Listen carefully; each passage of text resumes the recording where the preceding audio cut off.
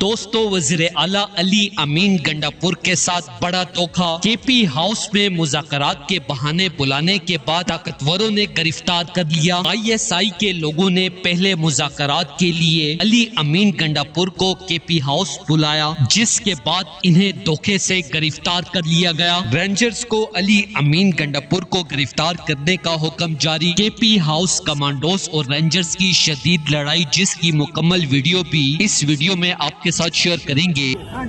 آئین کے تحفظ کے لیے ہر حد تک جائیں گے، قانون کی پابندی کے لیے ہر حد تک جائیں گے، عمران خان کو رہا کرانے کے لیے ہر حد تک جائیں گے، اور انشاءاللہ حقیقی آزادی اپنے بچوں کے لیے لے کر دم لیں گے۔ نعرہ تکبیر، نعرہ رسالت، نعرہ حیدری، عمران تیرے جان نثار،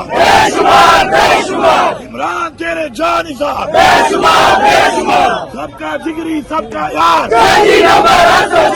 سب کا جگری سب کا یار، نہ وہ باغی نہ غدار،